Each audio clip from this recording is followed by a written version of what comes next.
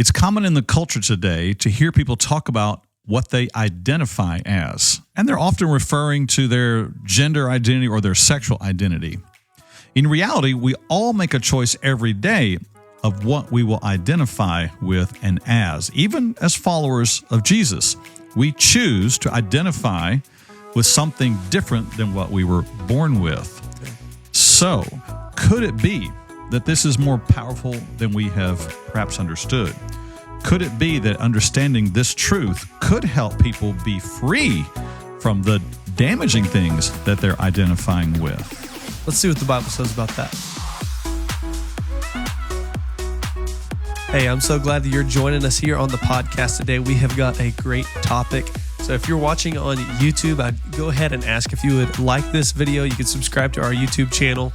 We have podcasts coming out every Wednesday morning at 8 a.m. And if you're just listening through our not video podcast, I'm glad that you tuned in online today as well. You can share this with a friend, someone that needs it, someone that you may say, wow, this right here was impactful for me, and I want to share this to someone else. I would encourage you to do that. Yeah, it's good. Our goal is always to be on the front edge of what's happening in the culture and know how to bring truth into that subject. So we do that today with this subject about identifying with something different than you were born with. So it's an interesting question that is asked often today, and people make a statements, what do you identify as? And people saying, here's what I identify as. And usually it's in reference to how they are describing themselves, or how they want to present themselves, how they feel about themselves, or more specifically, often about their gender identity or their sexual identity. And so you hear people say things like, well, I am transgender, non-binary, I'm gender fluid, I'm bigender, omnigender, pangender, two-spirit. It just, the list goes on and on and on. So if you were to look up that phrase, identify with, in dictionary.com, they would define it as this: to associate oneself in feeling, interest, action, etc. with a specified group or belief system. So we see that today. And the thing about all of those that I listed, all the versions of gender identity, which, by the way, is not all of them. That's just some. Micro. Yeah. There's one other that is referred to as cisgender, which is a reference to someone who identifies with the birth gender that they were born with. So we would be cisgendered. So with the exception of that one, all of the other identifiers are the opposite of something that they were, or someone they were born to be. So, and it's also in opposition to the design God has given them and the commands that God has given. Yeah, and in each of these identity statements, they're saying this is not just what I do. This is not just like things that I participate in, but this is who I am at my core is something different than I was born with. Yeah, it's not like you just join a club and you go to that monthly meetings to do the thing there. So, but they say, again, this is not just like in my activities, I do these things, but at my core, I identify in the deepest part of who I am as this. Yeah.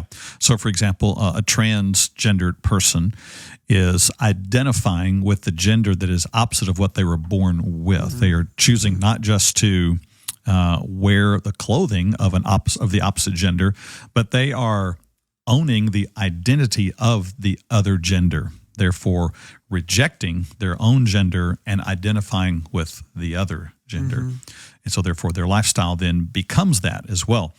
You see it in other places that are just as weird. You see that with people who say, I am a furry, or I am a cat boy, or I am a cat girl. It's someone who identifies with themselves with being a feline. They're not just... they don't just like cats, or they don't just like to wear cat ears. They identify as a cat, and they take on all of the activities and behavior and identity of a cat. So this is often where you hear this phrase, I identify as. And when someone says that, they are saying a lot about themselves. They are saying a lot about what they believe about who they are, their identity, obviously. They're saying a lot about what they believe about God and his created design for them. They're saying a lot about what they believe about this God and whether he is good or not, if he has created them defective or if he is against who they are. They're saying a lot about what they believe about their past, what they believe about their future, and they are identifying with something different. Now, this whole idea of identifying with something different than you were born with, most in the conservative Christian circles have a negative connotation with that idea and phrase, and rightfully so. Yeah, and the way in which it's most commonly used, yeah. Correct. But this whole idea of identifying with something different than you were born with is not new, and my suggestion today is it's not necessarily a bad thing to identify with something different than you were born with, because, listen all the way through this now, it is what we do as followers of Jesus. We recognize we are born one way, and we choose at one point to identify as something different than the original way we were born. And we'll get into that a little bit more in depth a little later.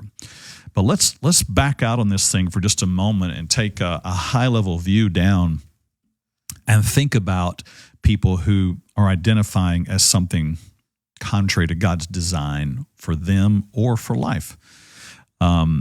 It's sad. You think about if you were to lay out on a table all of the possible identities, character traits, behaviors, ways to understand yourself. If you laid them all out on the table, the good and the bad, it's sad to think that there are some people who have chosen to identify with the hurtful parts. This is what you often find in the LGBTQ plus community, is that what they are doing is not just choosing a lifestyle. They are identifying with some pain and trauma, wound, or rejection that has happened in their life. They are identifying with it. They're identifying then with that pain and choosing a different path for their life that is contrary to God and his ways. They're choosing to identify even then with other people who have been wounded and hurt in trauma, who have walked in shame, who have walked in great pain. They're also identifying with some of the lowest nature or lowest level parts of who we are as a person, my urges and my base level appetites. They're choosing to identify with that instead of anything else greater. They're choosing to identify with bitterness, identify with shame, identify with their hurt, identifying with something that enslaves them. And it's sad when you think about this, of all the options on the table of things you could identify with, this is what they choose. And as a result of this, it causes more pain. And this is what makes it even more sad, is that people who have been in places of pain have now chosen a path for their life, an identity for their life that is known statistically to cause greater pain, greater confusion, even greater mental health issues. So I was looking up some of the stats for people in the LGBTQ plus portion of America, which, by the way, recent statistics are that 4.5% of people identify as LGBTQ plus in America. Wow. That's a smaller number than I would have guessed if you had asked me. Yeah. Supporters, different. Correct. But people who actually say, I am a part of this community. Right. 4.5%. Wow. When it comes to mental health, the statistics reveal that there are twice the number of people in the LGBTQ plus community who have mental health issues as opposed to their cisgender heterosexual counterparts. In other words, by age and gender. Twice as many have mental health issues. If you limit it down to just the T part of LGBTQ plus and talk about those who are trans, among that group, they are 4 times as more likely to have mental health issues than their cisgendered heterosexual counterparts. And then if you move on down into the category of LGBTQ plus youth or teens, you find there a suicide rate that is 4 times that of their cisgendered heterosexual counterparts. Wow. So it's a sad path. Mm-hmm. It's a sad path to identify with, and then it's a sad path as it plays out in the lives of people. Yeah, and I think, again, the thing that makes it so hard and heartbreaking to hear these stats is because, there's such great promise, seemingly for these people whenever, oh man, I'm feeling so deeply at my core that I'm not who I was born to be. Right. And there's a whole community that's like, hey, well, we're here to accept you and we're here to welcome you and we want to encourage you and, all this kind of all the talk. And then they, take actions and, transition and they, get into relationships and all this stuff, but it's not solving who they, the issues in which they have, Yeah. And as a result, we're seeing suicide rates and mental health issues just skyrocket. And so it's just heartbreaking to see, again, all of the hurt that has happened to them with this promise of this will solve my hurts. If I just lean into these urges and appetites, then I will find peace, I will find resolve, I will find passion, purpose, and all this stuff. But instead we're finding more pain, more loss, more hurt. Yeah, you're right. That is the promise. I mean, someone who in their early teen years or 20s is struggling with mental health issues, they are encouraged at some point by someone to, I think what your real issue is you've been born into the wrong body. And you're not identifying with who you really are. And so they, with great promise, they think, okay, I'm gonna lean into this new identity. Yeah, exactly. And if you would think, like you said, on the other side would be this long range of statistics that said less mental health issues, less suicide rate, more stable homes. But that's not what's happening. Yeah, which the argument on the other side of this is, well, see, it's because you Christians are so hateful. Right. And you're making podcasts like this that say, that's the problem. However, it's after the transition and it's after owning it in the community and it's after they've had broken relationships as in their, homosexual lifestyles and all this stuff, that mental health issues are still skyrocketing. It's not like they're just trying to, live listening to all of our podcasts and all this kind of stuff. And that's why their problems are there. No, it is because of the lifestyle that with great promise, there's no follow through. Yeah, correct. And so our goal today is not to criticize and condemn people who who are part of the LGBTQ community. That's not the point today. And understanding what we're going to walk through here today will increase compassion. And will increase understanding as to what is to be the church's role today. What is a Christian's role today? What is that family member's role today in helping the one who has transitioned, jumped over into, or is involved in this lifestyle? So the solution, the answer is not just in stopping the behavior. Exactly. In just making someone stop. There is no answering that because the issue is deeper than the behavior. They are even saying it themselves. My identity is not this. I need a new identity. Yeah. That's the whole reason they made the transition to begin with. Yeah. There was something missing on the inside. Yeah. There's a void. Yes. And there's promise that fills this void. Yep. And it's not happening. So God's desire is not just to make people stop the bad behavior, to stop sinning. He does desire for people to walk away from their sin, but his goal is to free people from the bondage to sin. And that bondage happens when there is an unhealed hurt or trauma deeper in the heart.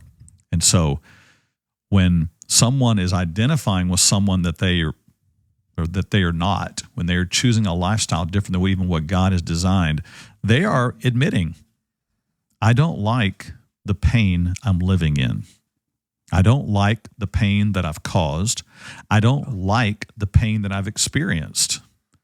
That's their way of saying, I want to be someone different. Yeah. I want to identify as something else. It is then manifested as self-rejection and self-hatred. Yeah. I hate the design that I am. I hate the body that I'm in. I hate the desires that I have, the contradiction that they think they are. Yeah. And so you have this self-rejection, which is a rejection also of God's design. That's part of what they're saying is you made me faulty. You messed up, and I reject you because you tell me I can't be this. And that's all tragic. It's heartbreaking for someone to know that they're walking through that level of pain. And then out of that pain, they are choosing to identify with a completely foreign lifestyle to what they had known. Now, this is not too much unlike what every believer does. So stay with me in this. If you're a follower of Jesus, you came to a place where you did not like what you have done. You realized you caused pain. You reached a place where you did not like what had been done to you. You knew you'd been hurt. You reach a place where you realize, I don't like who I am. I don't like the desires. I don't like the impulses. I don't like being a slave to my urges. I don't like the way my life is headed. That is what every believer in Jesus Christ came to at some point. They recognized all have sinned and fallen short of the glory of God. They owned it, and they recognized I need to not just add religion in my life. I need to be changed. Yeah, at my core, I need a new identity. I don't need to just start doing something new, but Correct. Yeah. I need a whole new way of life, but I need more than that, a new heart within. I need something different. So we cry out for a new identity. And this is where our paths differ. The Jesus follower versus the LGBTQ path follower. Now, here's what the Jesus follower does. And this is not spoken out of arrogance. This is spoken out of desire to help. Here's what is true. God demonstrates his love toward us in that while we were sinners, Christ died for us. This is what the Bible tells us in Romans 5:8. In other words, while we were in the identity of a sinner, while this was who we were, this is how we lived, this is how we thought, while we were that, Christ died for us. It's important to know and remember. And then he invites us to turn from our old identity, our self-hatred, our self-loathing, our self-rejection, our hopelessness, and our shame, and to come to him. And there he promises, for what you have done, I will give you forgiveness. For all that has been broken in your heart, I can heal that. For where you have known a lack of love, I can love you greater than anyone else could ever love you. And I can give you a way out of your trauma. And so he doesn't just offer us religion. He offers us a completely new identity. Yeah. He says, I will take your grief and I will give you joy. I will take your mourning and I will turn it into dancing. I'll take your ashes and I'll make them into beauty. I'll take your guilt and I'll give you peace. I'll take your heavy burdens and you can know rest. I'll take who you have been and make you something new, a brand new identity. And when we take that step to come to him, that's exactly what happens. We are made new. I receive a new identity. And the scripture talks about this. 1 John 3:1, it says, behold what manner of love the Father has bestowed on us that we should be called children of God. Children of God. We were not that before. We were stuck in our sins and our guilt, our shame, doing our own thing, going our own way, resisting him. And he offered us life. And he says, in this love, you can become the children of God. Galatians 4 says, you are no longer a slave, but you're a son. And if a son, then an heir of God through Christ. You used to have the identity of a slave who was outside the family, who was living without. Now you've been brought into the family. You are not what you were before. You're not a slave to your sin. You've been brought into the family. You're not outside the inheritance. You're actually inside the inheritance. You get to live in the house. Yeah. And then Ephesians 2:19 just points it straight for us and says, now therefore, you are no longer strangers and foreigners, but fellow citizens with the saints and members of the household of God. Wow. That's an exchange in identity. Mm-hmm. That's what it is. Yeah. This is what happens to us. Exactly. Yeah. The fact that you're no longer a slave, but a son. That's not just like what you do. That's a core identity of who you are. Yes. This is life shaping. This is heart transformation that happens within us. So again, this whole concept of identifying with someone different than you were born with, I get it. Yeah, exactly. And it's not new, and it in and of itself is not bad, but actually it's a good thing to do, and it's necessary because who we were born as is sinner, is broken, is unredeemed, but the way out is not by identifying with whatever urge, addiction, habit, attraction you might have, but it's with the one who's actually saved you, the one who promises and follows through with the promise rather than empty promises with devastating results. Yeah, it's one of those things that it's frustrating to watch because it's the ultimate in the sales pitch slip. It's the sales pitch that offers you this grand promise, and then you buy the package and you realize this is junk. Yeah, exactly. I just got taken for everything I had, kind of deal. Literally. No one likes that, but that's what happens. People who are recognizing, I don't like who I am. Yeah. I don't like what I do. I don't like my past. I don't like the hope of the future. I need something different. Critical moment. Yeah. And then which everyone faces. Everyone. Yeah. And then here comes this lie that says, hey, buy this deal. Identify with a different sexuality. Identify with a different gender status. Identify as something different than what you've been created as. Slick, cool, buy into it. And there's so many people that will accept you. And you'll even get more benefits for being that way from our very own government as well. Yeah, exactly, yeah. You add on top of that stuff, and it's like, wow. Exactly. Buy in and rage against the system. So, but there's no reward on the other side. What you find are people who are even more disillusioned, more in pain, more in shame, and more isolated, and resisting the path that really they had come to. And they stood at the fork in the road and looked and said, I don't like where I am. Which one of these paths am I going to choose? And this one's easy. This one's hard. Yeah, and the enemy offered a seemingly light at the end of the tunnel. Big promise. And it only cost more. So exactly. But instead, Jesus waits at that same spot. And he says, I can and will receive you. I will make you into someone new. You will have a new identity, all right. And it will be permanent. And it will be eternal. It will change the core of who you are and your desires. And it will not just medicate or mask the pain you've been in, you'll actually find healing and release from it.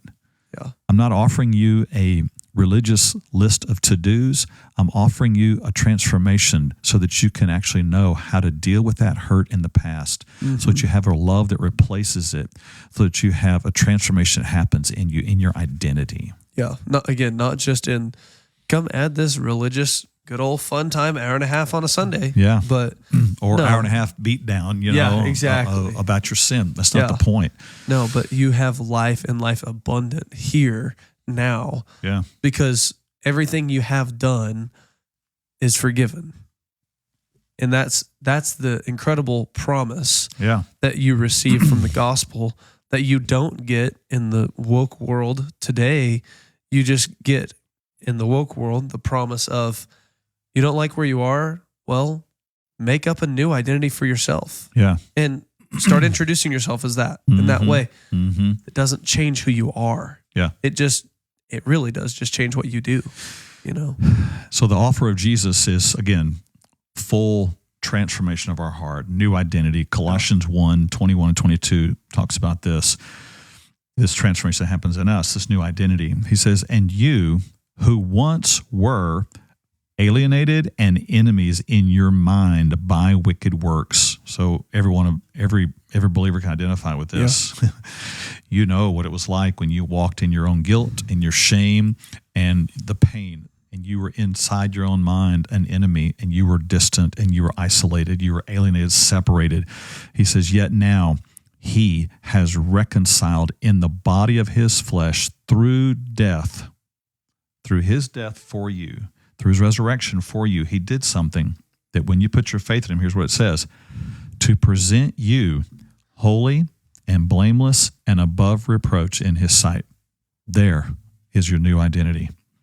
You couldn't have ever achieved it on your own. And here God gives it by faith so that you might, because of peace with God through Jesus, be actually given the ability to identify as holy, as blameless, and above reproach in his sight. That's a powerful identity to walk in. That's a freeing identity to walk in.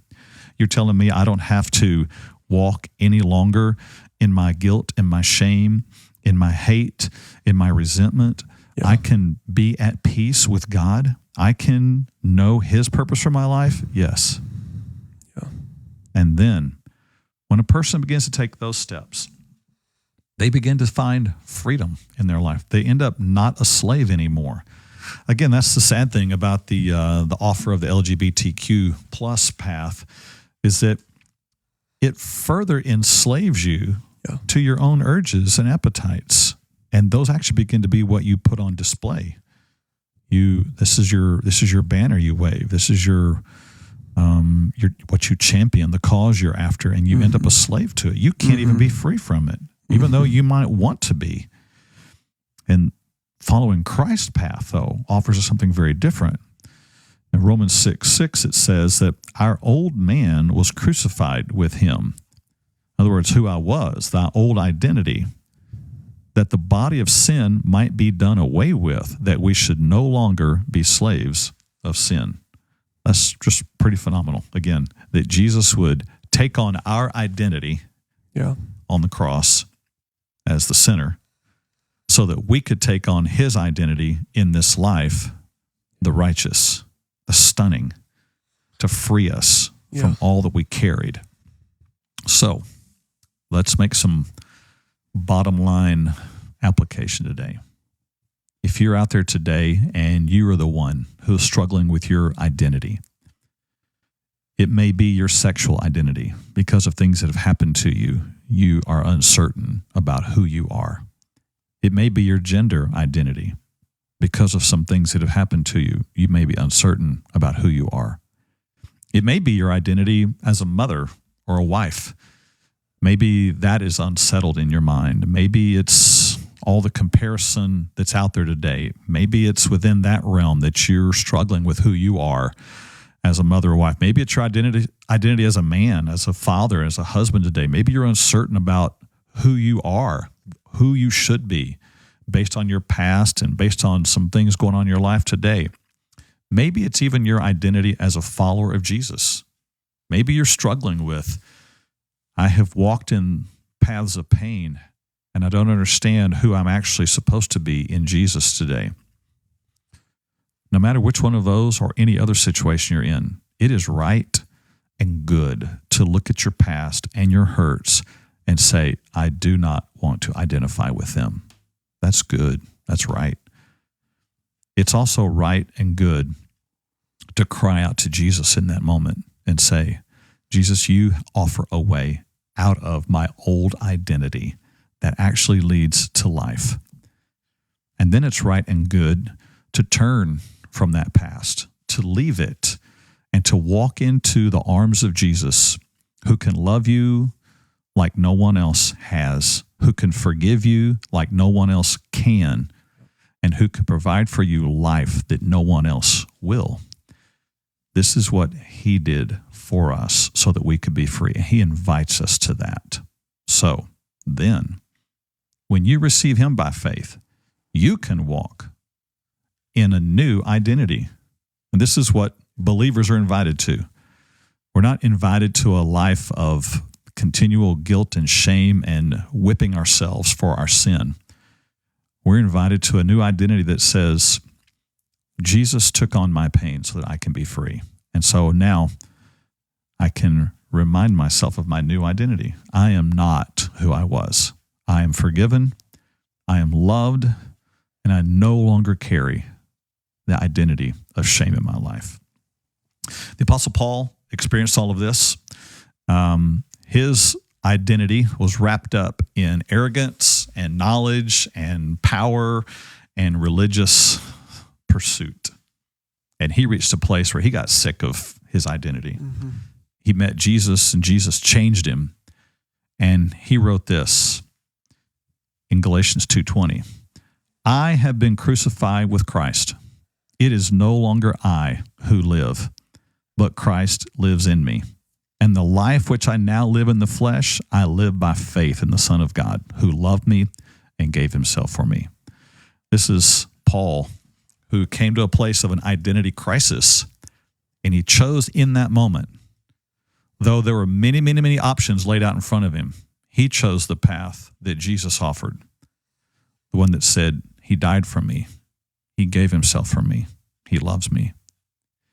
And I think, man, what a day, what a time in which we live when the real issue on the table in the culture is identity. Yeah. And when we, as the church of Jesus, hold in our hands and in our hearts the answer for the question, how can I deal with my broken identity? We have the answer to that. And it's in Jesus. And he offers not just more condemnation, but actually a brand new identity that will set you free. Yeah. Woo, so good. What a day. What a time. Good. So it's our prayer that that this message speaks life and hope to you. And we'd love to hear your comments and thoughts, and feel free to post those. Feel free to come visit us in person at Vertical Church, Ovilla, and see what God's doing here. We are hearing story after story of people who are finding freedom in their life from the bondage, addictions, mental health issues, fears, anxieties, broken relationships. It's happening. It's right here. So that's our prayer for you listening today. There is a new identity for us in Jesus Christ. Yep. It's good. Good stuff. Love it. All right. Join us. We're going to keep lifting them up and living them out.